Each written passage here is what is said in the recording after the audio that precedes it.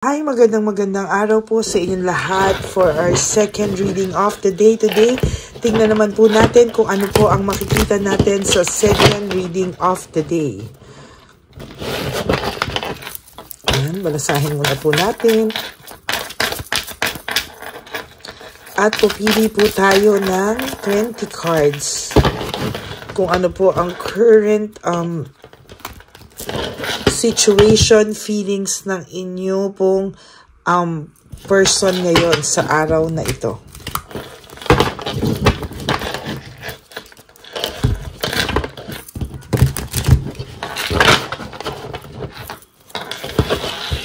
Pili po tayo. 1, 2, 3, 4, 5, 6, 7, 8, 9, and 10.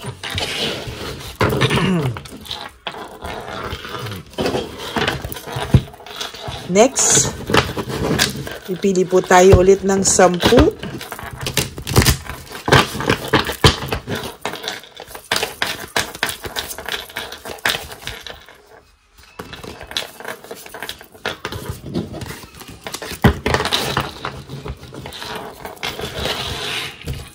Yan. Pili po tayo ulit ng 10. 1, 2, 3, 4, 5, 6, 7, 8, 9, and 10.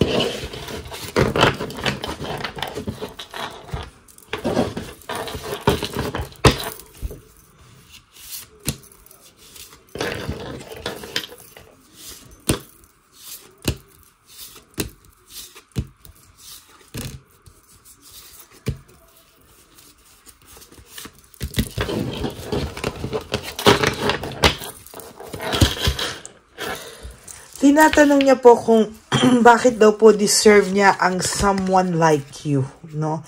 Iniisip niya po kung bakit po ganyan ang pakiramdam niya ngayon. Bakit daw po itong taong to ngayon ay nakakaramdam daw po ng hurt, no? Nakakaramdam po siya ng too much hurt, too much nasasaktan siya, naaaligaga po siya.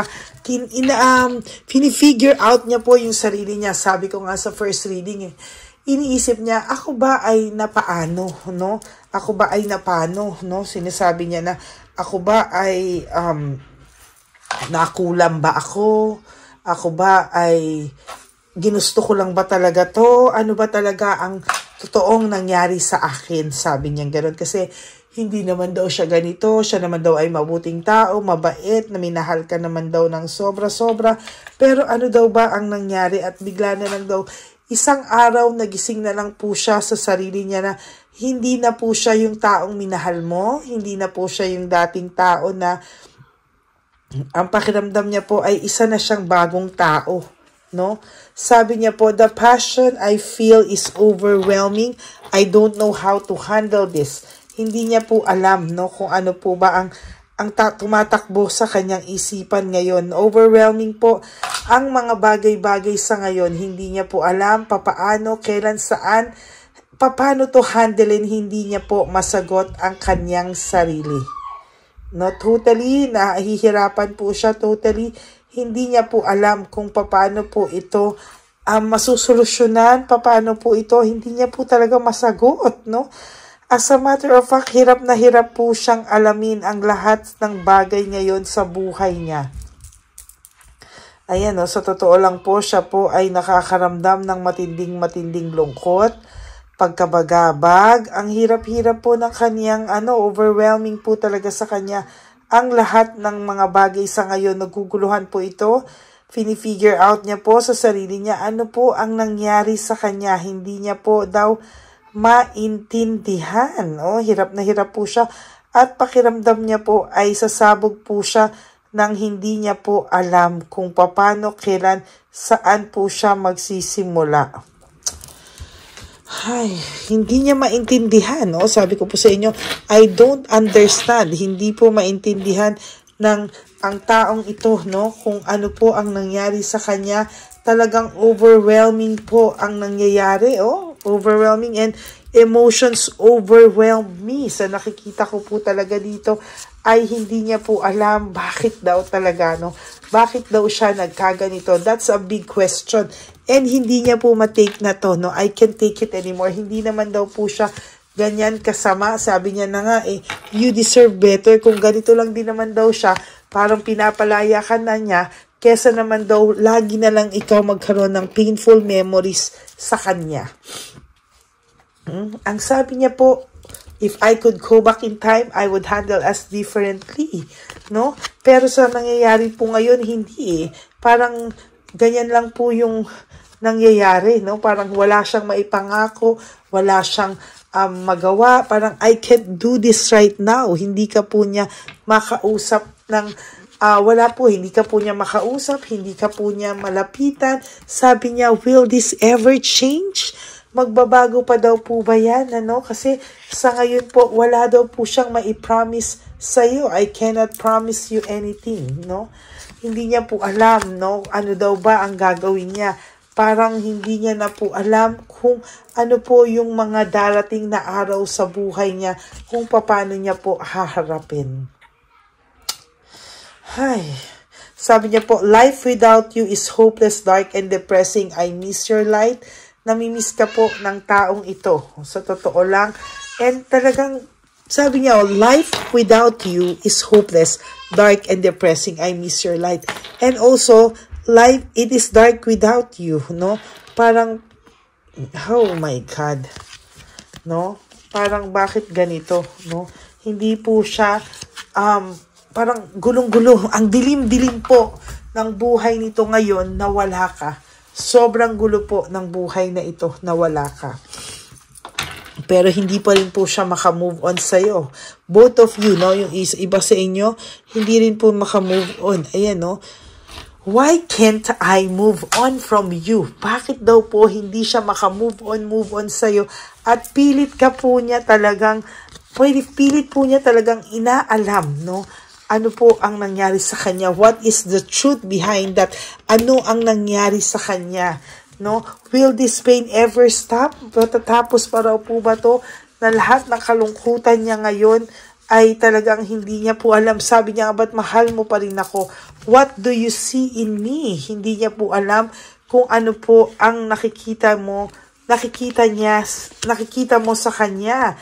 At ang sinasabi niya nga po is, I don't know who I am anymore. Hindi na, siya po mismo ay hindi na po niya kilala ang sarili niya. Hindi na daw po niya kilala yung sarili niya. Alam niya po, the way I have treated you was wrong. Alam niya po, pero hindi po talaga, hindi ka na po niya talaga mabalikan dito, na dahil alam niya po na maling-mali ang ginawa niya sa iyo. I am scared of rejection. Ayaw niya pong mapahiya, no? Alam niya po na hindi na po maniniwala yung mga tao sa kanya. I will get another 4 cards.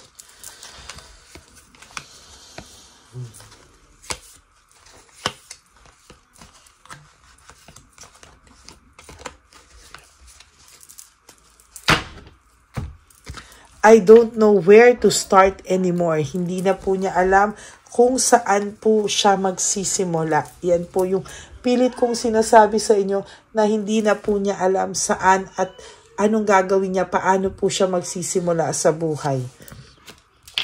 My life is in a mess right now. Kung akala niyo po maayos siya, kayo yung malungkot, kayo yung miserable, no. Kung gaano ka po nalulungkot, ganun din po siya, no. Sobra rin po siya nalulungkot. My life is in a mess right now. Gulong-gulo rin at talagang magulo po din talaga ang buhay nito. Ayan, no, I feel so lonely, no? And these feelings are eating me alive, no? Hindi pa ako tapos. Gusto ko pa pong magbasa dahil parang bitin yung kanyang pinakawalan ka daw po niya kasi gusto niyang makita muna yung sarili niya, no? Nakita niya po sa'yo na ano daw po ba yung mga mangyayari, no? Kaya kailangan ka muna niyang pakawalan kasi siya po mismo gusto niya pong makita. Tsaka sobra na rin daw pong naging intense yung init ng mga nangyari sa inyo, yung init ng sitwasyon, ng away nyo. ay sumobra na daw. Sa ngayon, hindi po siya makamake ng any decision towards your relationship, no?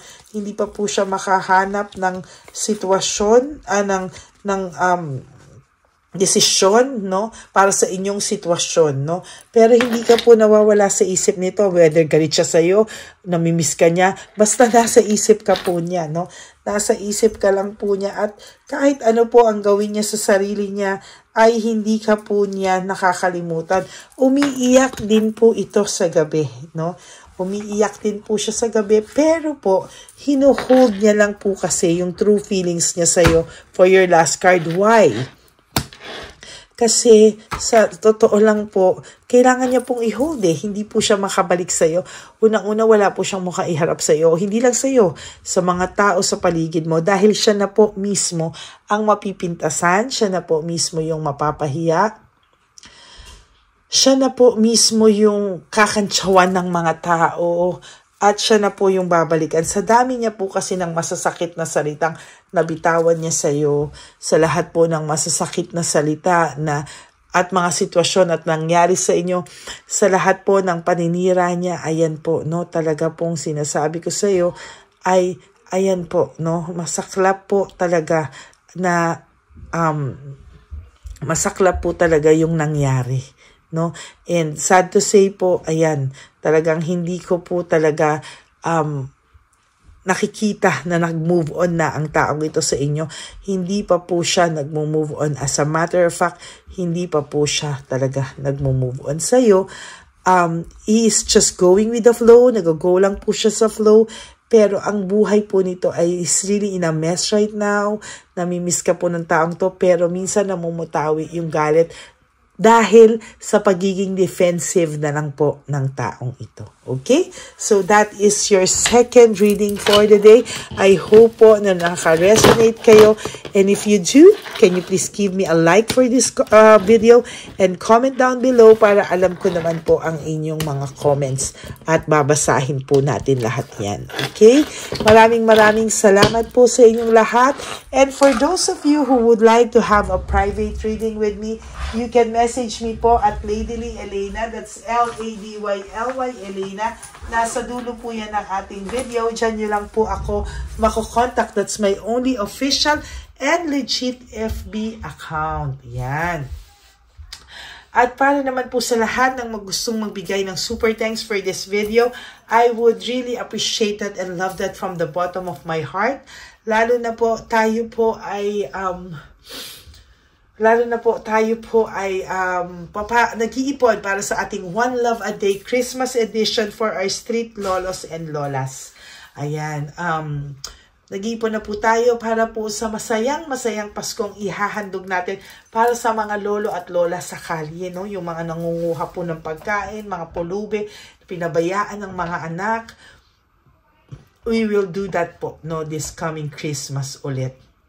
And please, no skipping of ads. Tulong nyo na po yan sa ating channel para mas marami pa po tayong mga kababayan na lolos and lolas na matulungan natin. Maraming salamat po sa inyong lahat. And God bless you all. At ang sabi ko nga po sa aking mga ever loyal and solid Lady Elena friends, family and subscribers, I love you all from the bottom of my heart. Mahal na mahal ko po kayong lahat. And sabi ko po, ang pagmamahal ko sa inyo talaga ay talagang unconditional. Kahit nasang lupalo po ako ng daigdig, I will make sure na ako po ay magbibigay sa inyo ng reading of the day. Maraming salamat po sa inyong lahat. And sabi ko nga po sa inyo, life is too short. Don't make it shorter by stressing yourself from all the pains and heartaches na binigay sa inyo ng kahapon. Just surrender everything to the divine universe and just let go and let God write your life and love story. I will be back for another set of reading. Huwag po kayong malulungkot. Bukas po ako ay magbabalik ulit. Magandang araw po sa inyong lahat. And ang sabi ko nga po sa inyo, just live for today. Do 3 things that will make you happy for today. And sleep for tonight. Tomorrow is another day. Do the same thing po. And eventually, makakasurvive ka po without your knowledge. Maraming salamat po. God bless you all and I love you all from the bottom of my heart. Bye!